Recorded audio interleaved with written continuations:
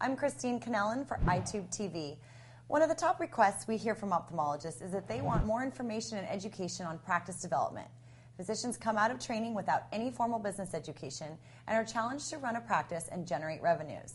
In order to compete, ophthalmologists are in need of tools and specific strategies to help them improve their business. I am here with customer experience and industry expert extraordinaire, Shareef Mahdavi. Welcome. Christine, it's good to be here. This is a fun experience. I want you to tell me everything that you know so you can help the ophthalmologists out there. Okay, well, where do we want to start? Well, first I want to ask you, you're continually dialoguing with the eye surgeons out there. So can you tell them what are some of the biggest mistakes that a practice can make and why? Sure. Well, you think about it, a surgeon, a physician was trained to treat patients. And in fact, what's happening now, the world's changed. And we have elective procedures where patients can choose to pay out of pocket their own hard-earned money to have a premium IOL or LASIK, Botox, a whole host of things. And I think the biggest mistake surgeons are making is that they're only paying attention to the patient needs but not to the customer needs that are with the same person walking through their doors. So that's really changed the experience. Well, they need to, and by focusing on customer needs, they understand that it's got to be more than just the outcome itself. In fact, the problem that we see is that there's been so much of a focus in ophthalmology and ophthalmic surgery on outcome that we're not recognizing that this person comes in and they want to be treated like a person, not just like a patient. Right. And it's simple things. It's simple things like how they're greeted when they walk in. Asking a person to sit in a waiting room is not what I'd consider very motivating when we're asking them to spend, $2,000 to $10,000 with us out of pocket. In the age of Google on your BlackBerry, no one wants to wait for anything anymore. Right. We want instant gratification. Right. That's right. So that being said, what do you think are some of the general strategies that you could share with doctors out there, recommending how they can be more business savvy and ultimately more successful? Certainly. I'm going to give you two parts to this answer. The first is to recognize that customer service and paying attention to the customer experience for your patients is no longer optional. And what has made it no longer an option is simply this. The internet has given the patients tremendous power. We're all consumers. We can go onto a whole host of different websites and we can rate basically any product for any service in any industry. And that includes medicine, and specifically includes LASIK and refractive surgeons doing IOLs. And for us to not pay attention to this is really putting us at risk, because every doctor should be paying attention to what their patients are saying about them online. They may not be saying it in the patient or on those surveys that doctors give patients, but they're certainly saying it online. And it's generally just changed the rules of the game. So you can no longer get away with saying, I'm just going to be a highly skilled surgeon and get great outcomes and not pay attention to these other, what used to be thought of as kind of the warm and fuzzies. They're no longer just warm and fuzzy. And they're not just things on the side anymore. Correct. They're front and center. And so what we know that a great experience doesn't happen unless we have great people on the team. And I'm a real believer in hiring for attitude. You can teach just about any skill in terms of how to do a patient workup or how to do counseling, but you can't train or teach attitude. That's something that people either have or don't have when it comes to the DNA around customer service. And we all know when we have that great encounter in a hotel or a restaurant or some retail store where that person they just got it. They just had it, and they exuded like they would do anything to help you as a customer. Those are the kind of people we want on our team. And as important is we need to get rid of the people that I call the B-teamers. If they're not on the A-team and they're on the B-team, they need to be removed from a customer-facing role and into something in the back office or removed from the practice altogether. In 2009, 2010, when we're suffering from a down economy and there's a lot of people out of work, I believe there are plenty of A-teamers available. There's plenty of talent available out there. No doubt about it. Now, do you have any specific tactics that you could share with us that could enable the cataract surgeon who is looking to get started in the premium lens market? Yeah, and this may not be specific. Well, let me give you a specific one, then let me give you some more general ones. So a specific one would be if you're going to be in this, you can't just hand the patient a bunch of literature and say, go home and think about it and tell me if you'd like a a multifocal or an accommodating IOL. This is overwhelming to consumers. They're coming to you as a surgeon wanting your recommendation. That's part of your value proposition, is your expertise in diagnosing and also recommending a solution. So as a surgeon, you cannot be afraid to make a specific recommendation.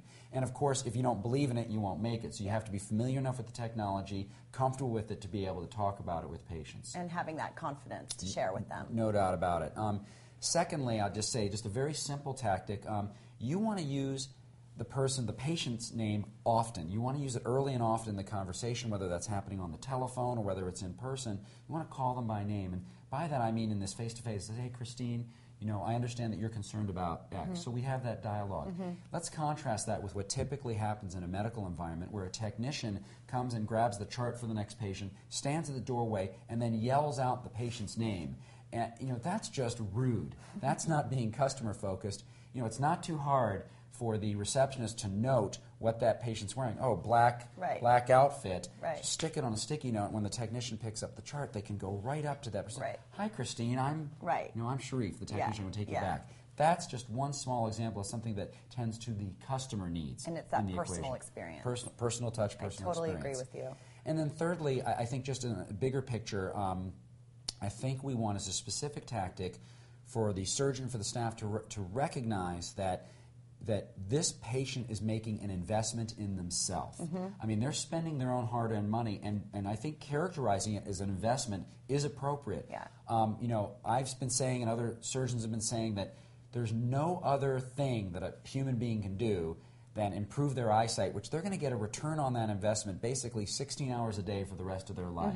It's something you're using every waking moment, and I don't think there's too many other either goods or services or even experiences that we can purchase that give us that kind of return on investment. Right. So this notion of our customer, our patient, is investing in themselves, I think is a critical one that should drive what the doctor's doing in that discussion they're having with the patient. So how do you typically go about working with the practice, and can you provide some of the examples of your services that have positively impacted a group practice, perhaps? Sure. So we do things, we have a free newsletter that we publish. I write a blog on customer experience, and they can go to my website at SM2Strategic.com and register for that anytime. But some of the things that we do to help practices specifically is we can actually analyze the patient experience as it currently is. And we can do that by making phone calls and actually sending people in undercover, of course with the agreement of the practice and for a fee, to help do a 133-point inspection of what that experience is like. Wow. We'll provide the practice with a report, a written report, that analyzes and gives them the score, tells them where they actually are, and if they do phone calls, we'll actually give them recordings of the actual phone calls as well. Wow. And this is real in depth. This is not the typical thing you can get from a kind of a mystery shopping service because it's specific for refractive surgery. Yeah. So we do that.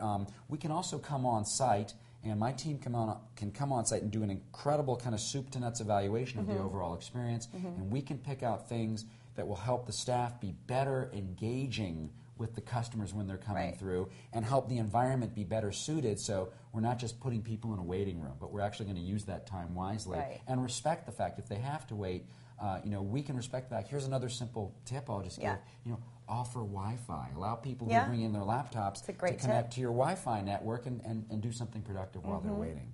So it sounds like you really go about working with the entire office, training staff if need be, we can. And doing an audit at some. And specific to the premium IOL, we can actually do a specific training to help everyone on the staff who interacts and counsels patients for cataract surgery to be excellent at handling that conversation, because where doctors are struggling is, if as an industry only 7 out of every 100 cataract patients is upgrading to this better technology, we can do a lot better. There are practices doing 50 and 60% of their patients that way. It's not because they're pushy salespeople. It's because they understand how to have this conversation, and we can teach staff how to have this conversation. It takes more than an hour. It's a two-day intensive course that we do on site, but we can do that for practices that are interested. Sounds like you also give your customers that personal experience as well. Well, so I try. I really believe... You walk the talk. I really believe that, this is all about... it's a premium offering, and although we don't need to say premium to our patients, it is premium to what we do, and it is all about the experience at the end of the day. And I say, doctors will come to me and ask me about advertising and marketing. I say, you know what? You should spend less money on your advertising and invest those dollars into making a better experience for the patients. And at the end of the day, The experience becomes the marketing.